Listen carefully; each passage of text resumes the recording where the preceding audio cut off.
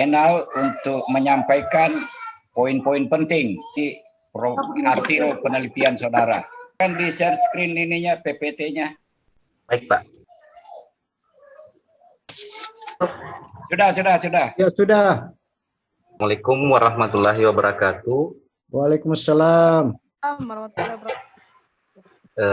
Yang terhormat Bapak Ibu penguji, 42 orang dengan persentase 70%, perempuan 18 orang dengan persentase 30%, jumlah keseluruhan 60 orang, persentase 100%. Deskripsi umur responden itu usia 30 sampai 40 tahun itu sebanyak 23 orang, kemudian 41 sampai 50 tahun 22 orang, di atas 50 15 orang dengan jumlah 60 orang.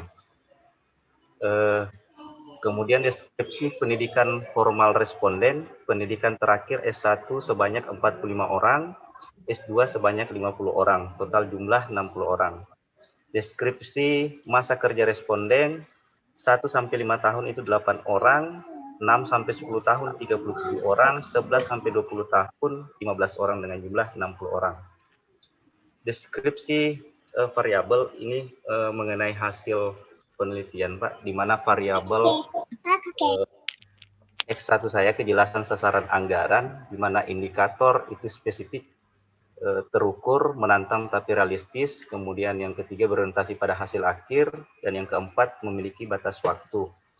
Indikator spesifik rata-rata yang dihasilkan itu 3,90 dengan nilai interprestasi kategori baik itu 3,50 sampai 4,40. Untuk indikator terukur, rata-rata yang dihasilkan itu 3,88 dengan nilai interprestasi 3,50 sampai 4,40 kategori baik.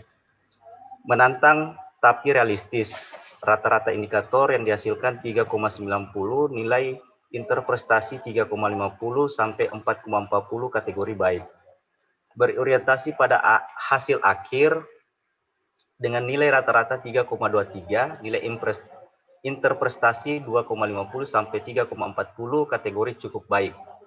Memilih batas waktu, rata-rata indikator yang dihasilkan 3,91 dengan nilai interprestasi 3,50 sampai 4,40 kategori baik. Untuk variabel X2 lingkungan pengendalian, indikatornya pengendalian, yang pertama pengendalian, rata-rata indikator yang dihasilkan itu 3,86 dengan nilai interprestasi 3,50 sampai 4,40 kategori baik. Penilaian risiko 3,88 nilai interprestasi 3,50 sampai 4,40 kategori baik. Kemudian indikator aktivitas pengendalian, rata-rata indikator yang dihasilkan 3,93 dengan nilai interprestasi 3,50 sampai 4,40 kategori baik. Informasi dan komunikasi, rata-rata indikator yang dihasilkan 3,97 dengan nilai interprestasi 3,50 sampai 4,40 kategori baik. Untuk indikator pemantauan, rata-rata indikator yang dihasilkan 4,07 dengan nilai interprestasi 3,50 sampai 4,40 dengan kategori baik.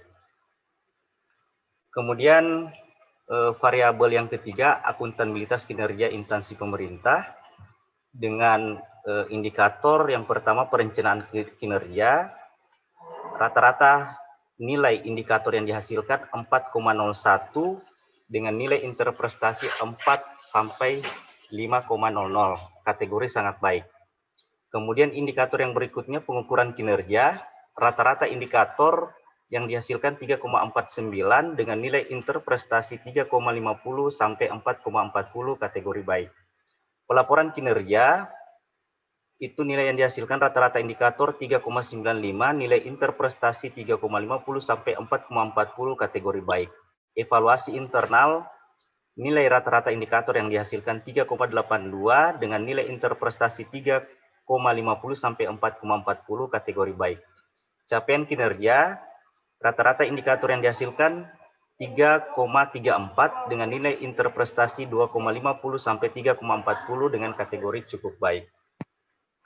Untuk analisis regresi, di mana uji itu lebih kecil dari 0,05, kemudian uji parsial di mana ada kejelasan sasaran anggaran dengan sistem pengendalian intern itu sama Pak, lebih kecil dari 0,05.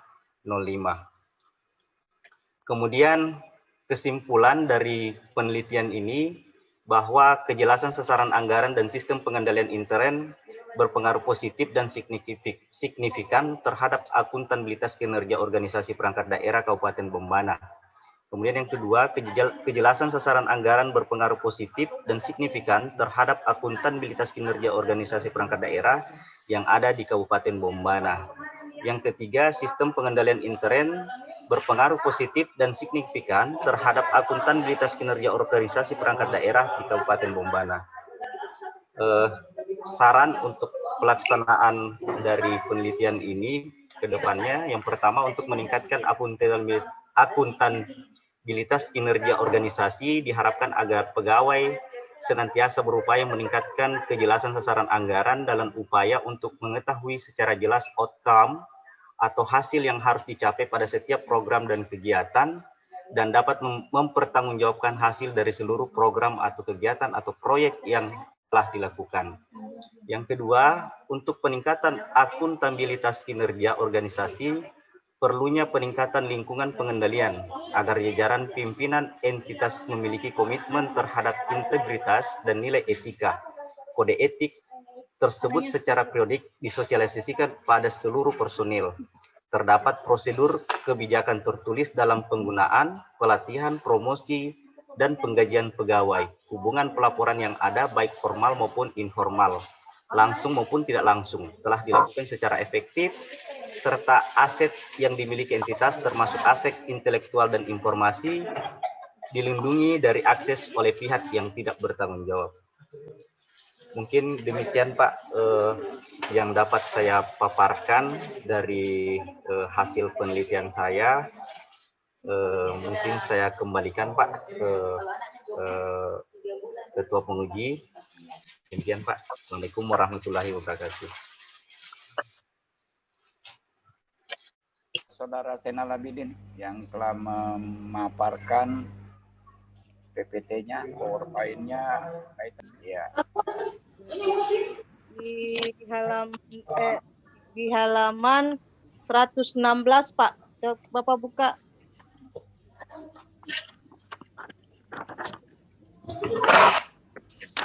Surat 16 sudah ya. Itu mohon nanti saya Bapak kasih spasi ya. Jangan ada gini. Kasih spasi setiap kali bikin paragraf. Ya Pak ya? Siap. Yang tidak ada paragraf, yang dalam satu lembar tidak ada paragraf. Siap, Bu. Tekniknya itu saja pendidikannya ya. Yang dan sebelumnya saya itu yang di pembahasan itu sebaiknya angka-angka atau nilai-nilai sudah tidak usah ada lagi. Sebaiknya Bapak paparkan saja ya setiap indikatornya yang tertinggi atau terendah, itu saja Pak. Selainnya itu sudah bagus Pak ya. Sekian saja dari saya Prof.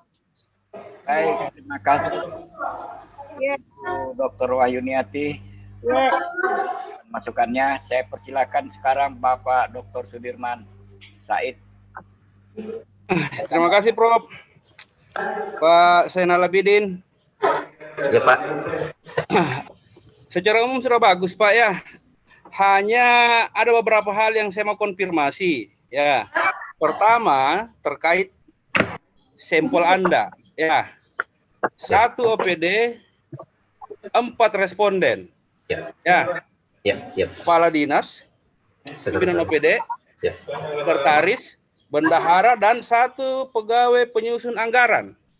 Saya tidak permasalahkan ini kepala dinasnya dengan sekretarisnya, pasti dia tahu. Yang saya permasalahkan dua ini. Yang pertama, bendahara. Pahamkah bendahara dengan apa yang disebut dengan kejelasan anggaran? Yang saya tahu bendahara itu adalah juru bayar. Ya. Untuk dipertimbangkan itu Pak Zainal Abidin ya. Siap, Pak. Kenapa Anda mengambil bendahara? Karena bendahara itu dia tidak melihat apakah ini sesuai dengan sasaran apa semua, dia tidak melihat itu. Datang SP2D dia selesaikan. Ya, itu yang pertama. Kemudian yang kedua, masing-masing OPD ada yang disebut sebagai perencanaan anggaran. Atau ada OPD yang menyebutnya dia sebagai perencanaan program dan lain sebagainya. Ya, Siap. pertanyaan saya adalah, apakah ini yang Anda maksud dengan satu pegawai penyusun anggaran organisasi perangkat daerah? Siap, Pak. Apakah itu yang Anda maksud? Ya. Siap, perencanaan. Ya, apakah yang itu yang Anda maksud atau apa? Kalau misalnya yang itu Anda maksud, sebut itu saja langsung. Karena Siap. saya terganggu dengan kata-kata satu pegawai, ya begitu ya. Siap, Kalau misalnya siap. itu yang Bapak maksud, langsung sebut. Kemudian, sebaiknya di definisi operasional, namanya saja definisi operasional variabel, sebaiknya dioperasionalkan, Pak. Ya, Siap. cara operasionalnya itu paling gampang, langsung menyebut di perangkat daerah, di organisasi perangkat daerah Kabupaten Membana apa semua. Ah, gitu. Sebut dia seperti itu supaya dia tidak terkesan sebagai definisi konseptual, ya. Supaya dia terkesan bahwa oh ini adalah definisi operasional variabel, ya. Kemudian ada juga satu yang mengganggu saya, Pak Zainal. Di halaman 104. Ya. Di halaman 104 di situ ada yang masa kerja 1 sampai 5 tahun itu 8 orang. Ya. 1 sampai 5 tahun itu 8 orang. Pertanyaan saya adalah, kalau misalnya dia punya masa kerja 1 tahun, dia pahamkah dengan kejelasan anggaran? 1 tahun itu, Pak, kemungkinan besar dia baru CPNS. Kemungkinan besar. Dan memang besar kemungkinannya Pak Zainal. Itu. Tapi apakah ini yang Anda maksud ini adalah memang dia 1 tahun tapi mengabdinya sudah berapa tahun apa semua, dan dia memang sudah lama berkecimpung di situ apa semua? Kalau misalnya memang itu yang Pak Zainal maksud, sebutkan di situ, ya, supaya kita yang membaca ini tidak terkesan, wih, masa dia baru 1 tahun masa kerjanya dia sudah paham dengan kejelasan anggaran. Karena yang saya tahu itu kalau kita berbicara tentang kejelasan anggaran, kejelasan sasarannya, berarti sasaran yang dimaksud adalah sasaran dari rencana kerja. Rencana kerja diambil dari rencana pembangunan jangka menengah. Itu tertuang di visi misi. Harusnya kita sesuaikan dia dengan visi misi dan lain sebagainya. Ah, itu kalau kejelasan sasaran itu gambaran umumnya itu Pak Zainal ya. Jadi kalau misalnya memang seperti itu yang Bapak maksud, sebut di situ supaya kita yang membaca ini tidak berpersepsi lain, ya. Kemudian, nah, terkait dengan kejelasan sasaran anggaran tadi, ya. Nah, itu tadi maksud saya, semua formulasi kalimat yang ada di kuesioner sebaiknya arahkan dia ke sasaran anggaran yang mana, ya. Jadi kalau misalnya sesuai ini, misalnya kejelasan rencana kerja dan anggaran telah terdefinisi secara jelas dan komprehensif. Orang baru 1 tahun, dia tidak paham itu, Pak. Kalau dia tetap Bapak berikan, dia asal jawab. Kalau dia asal jawab, sudah gigo dia. Ya, bias dia. Kalau misalnya memang dia tidak paham. Tapi kalau misalnya Pak Zainal punya argumen terkait dengan ini, silakan masukkan di situ, ya, supaya kita membaca tidak salah persepsi, ya. Nah, kemudian yang terakhir dari saya Pak Zainal, ya, saya mohon maaf, sebaiknya di lampiran itu Bapak masukkan juga lampiran terkait dengan hasil olahan data, karena di naskah yang Bapak berikan kepada saya itu tidak ada, ya. Tidak ada dia punya hasil olahan statistiknya, tidak ada dia punya datanya, ya. Itu Saya tadi cari itu kenapa? Karena saya mau lihat adakah memang responden yang baru 1 tahun dia punya masa kerja. Nah, itu bisa saya dapat dari distribusi distribusi data. Ya, data inputnya, tapi tidak ada saya lihat di sini, ya. Nanti tolong dimasukkan Pak Senal ya. Secara umum sudah bagus, Pak. Pembahasan apa semua sudah bagus. Ya, kuda-kudanya juga sudah bagus, ya. Nah, itu saja yang beberapa hal yang menjadi perhatian Pak Senal. Artinya begini Pak Senal, ini tidak salah, ya. Hanya butuh beberapa argumen pendukung. Kalau misalnya Pak Senal tidak masukkan argumen pendukung itu, nah itulah yang akan saya tanya nanti pada saat ujian tesis. Ya. Kalaupun misalnya Pak Senal masukkan, ya kemungkinan besar juga itu yang akan saya tanyakan nanti. Karena itu membuat tanda tanya besar bagi saya, ya. Nah, tidak perlu dijawab sekarang, saya simpan saja untuk ujian tesis nanti, ya, karena ini hasil, ya. Nah, saya harapkan Pak Senal nanti bisa memberikan saya argumen-argumen terkait dengan apa yang saya tanyakan tadi di ujian tutup nanti. Ya, saya kira itu saja dari saya, Prof. Terima kasih. Assalamualaikum warahmatullahi wabarakatuh. Waalaikumsalam warahmatullahi wabarakatuh. Terima kasih Bapak Dr. Sudirman telah menyampaikan saran-saran semua untuk perbaikan. Kemudian selanjutnya saya, karena Pak Dr. Hatani dan Prof. Ibnu itu adalah pembimbing, maka saya berikutnya memberikan pertanyaan. Jadi lagi di Filipina kayak ini, Prof? Saya lihat latar belakangnya Bapak lagi di Filipina ini, saya lihat. Iya, sekali-sekali. Itu lama nggak ketemu Pak Lahatani itu. Tuh. Kejelasan sasaran anggaran dan sistem pengendalian berpengaruh positif dan signifikan. Maksudnya apa itu? Artinya apa? Semakin jelas sasaran anggaran itu dan bagaimana sistem pengendaliannya dengan baik, maka akan meningkatkan akuntabilitas, mestinya gitu. Jadi itu bahasa manajemennya, bukan bahasa statistik. Ya, itu signifikan ya. Nah, kemudian berkaitan dengan deskripsinya juga ya bagus ya. Saya mulai dari halaman berapa ini yang ada data deskripsi? Mulai dari halaman 106 ya. Itu tentang deskripsi variabel laten, kejelasan sasaran anggaran. Berarti Anda ini meneliti variabel laten. Nah, sesungguhnya nggak bisa diregres ini. Karena regresi itu harus variabelnya langsung ada ini. Tetapi it's okay karena barangkali sudah terlanjur. Nah, kita bisa memastikan nanti di deskripsi data.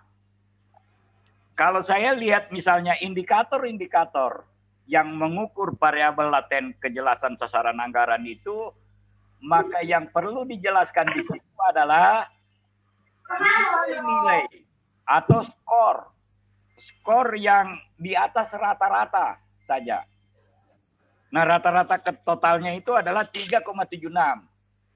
Nah, yang Anda perlu ungkit di dalam deskripsi itulah variabel-variabel yang di atas rata-rata, variabel yang menonjol. Misalnya di situ di yang menonjol itu 4 ya untuk X11. X111 ya. Nah, itu apa itu? Dijelaskan aja nanti dalam ininya X11 itu apa, misalnya katakanlah apa? Saya jelas memahami, ditulis saja saya jelas memahami dalam kurung X111. Nah, sehingga nanti ada penjelasan. Itu yang baik karena dia 4 skornya ya. Dari skor rata-ratanya. Nah, itulah skor rata-rata tertinggi di atas rata-rata, itulah yang bagus. Nah, Anda perjelas di situ. Jadi itu yang menjadi perhatian penting bagi responden di sana. Nah, yang kecil itu nggak usah dijawab, yang di bawahnya itu nggak usah dimunculkan. Jadi kita sudah melakukan trimming sesungguhnya melalui deskripsi data ini. Ya bisa saja memang berbeda antara Bombana dengan Kendari, antara Kendari dengan Wakatobi dan seterusnya. Ya, sehingga nanti kita kelihatan itu indikator mana yang penting menurut mereka di sana yang bisa mencapai kinerja. Nah, begitu juga semua indikator variabel X2, indikator variabel X3, variabel Y-nya. Nah, yang mana menonjol nanti diperkalikan itu di deskripsi di pembahasan nanti itu yang menjadi alasan argumentasi utama. Ya, saya tidak bicara tentang metodologinya, tetapi bagaimana menganalisis datanya ini. Itu mulai dari halaman 106 itu sampai halaman ya mulai sampai deskripsi data aja, simpulkan aja lah deskripsi yang paling di atas rata-rata itu. Karena itu yang menonjol ya. Nah, kemudian di halaman 129 itu saya lihat koefisien determinasinya atau R-square-nya itu cukup 60%. Artinya kedua variabel tadi memang 60% memiliki kontribusi untuk memperbaiki itu Y-nya. Nah, kemudian di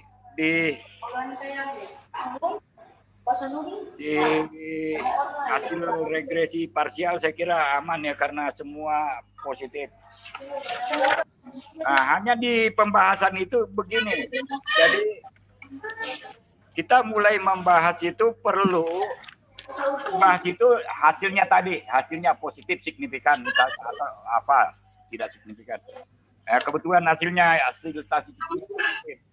Nah, dijelaskan artinya apa tadi ketika saya bahas tentang abstrak. Nah, baru munculkan deskripsi data yang menonjol. Simpulkanlah kalimat-kalimat yang menonjol di variabel itu. Dan di variabel X dan variabel Y-nya. Karena itu di situ sudah hubungannya kan. Nah, jadi hubungan antar variabel X1 dengan Y, X2 dengan Y. Dari deskripsi data Anda ambil yang menonjol tadi.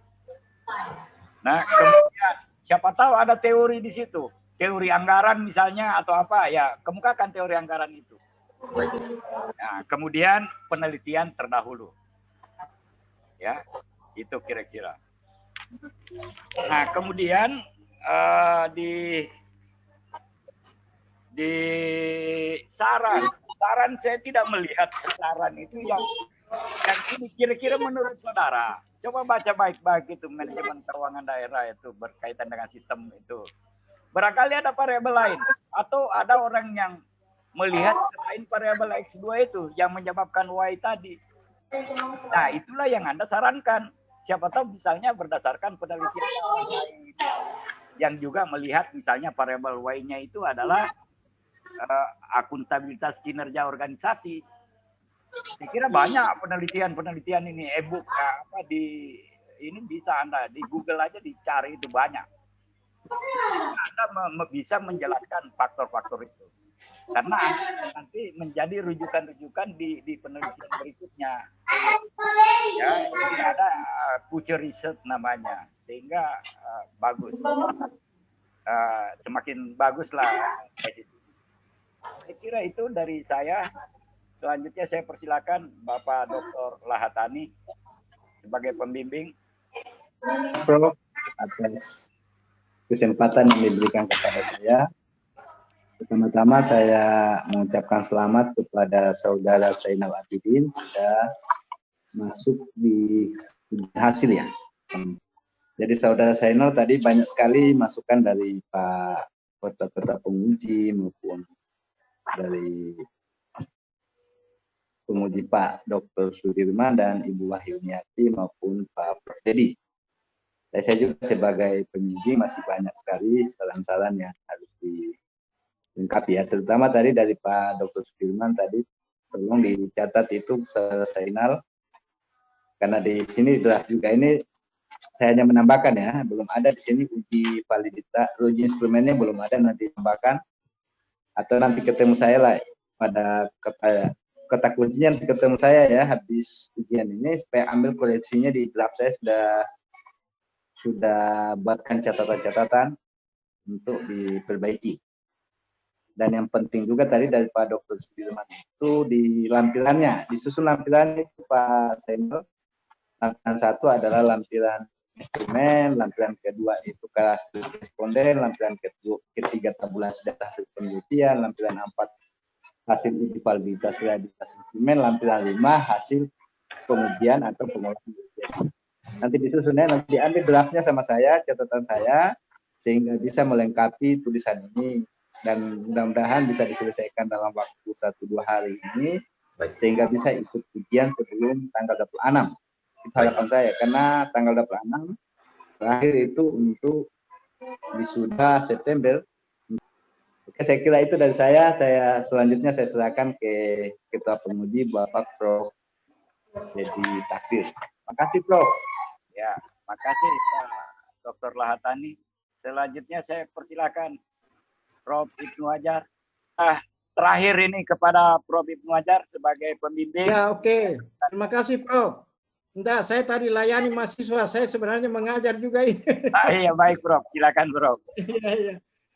Mulai pagi ini saya double-double ini. Silakan, Prof. Jadi, ya, tapi tetap saya mendengar tadi masukan-masukan mulai dari Ibu Wahyuni, Pak Sudirman, dan Prof. Dedi sendiri. Ya, pada prinsipnya memang saudara siapa lagi ini, Zainal Abidin ini, saya sudah baca juga, masih banyak kekurangan, ya. Jadi sebelum saudara ujian, saudara Zainal Abidin, ya saudara itu perhatikan itu masukan-masukan, khususnya dari Pak Sudirman itu tadi, ya. Baik. Mengenai bendahara seperti bendahara tadi, apakah dia memang memahami itu ya, mengenai perencanaan anggaran, karena memang ya, tapi nanti saudara komentari di tesisnya itu nanti ya, masih banyak kelemahan-kelemahan, nanti saudara perbaiki ya. Begitupun juga koreksi-koreksi dari Prof. Dedi. Ya, mulai dari halaman 100 lebih itu saudara perbaiki, Ibu Yuni. Ya, dan sebagaimana tadi yang dijelaskan oleh Pak Lahatani sebagai pembimbing kedua, Prof, saya minta terima kasih atas masukan-masukan dari tim penguji. Saya kembalikan dan saya minta maaf sudah ada nilai saya itu Prof di Ibu Wahyuni. Hanya menyepakati aja dia layak ujian tesis dengan perbaikan. Oh iya. Kalau kita sepakati ini supaya saya serahkan ke Ketua Penguji. Ya. Terima kasih. Saya layak. Layak Pak, layak. Jadi Ujian tesis dengan perbaikan. Jadi begini, ini kan 2 hari lagi. Prof. Ibnu silakan mengajar Pak. Ya, terima kasih Prof atas kesempatan yang diberikan kepada saya ya. Diambil keputusan dan Anda saudara Zainal Abidin dinyatakan bisa lanjut dengan perbaikan dan bisa diuji nanti setelah ujian tetap masih bisa diperbaiki sehingga kita serahkan keputusannya ke Pak Dr. Lahatani untuk melaksanakan ujian tesis karena kita layak ya ujian tesis, kemudian dengan syarat tadi perbaikan tim penguji atas saran-saran yang diberikan demi kebaikan dari proposal saudara Zainal Abidin. Dan alhamdulillah alamin saya tutup kemudian hasil penelitian saudara Zainal Abidin. Alhamdulillah alamin. Sekian, assalamualaikum warahmatullahi wabarakatuh. Waalaikumsalam warahmatullahi wabarakatuh.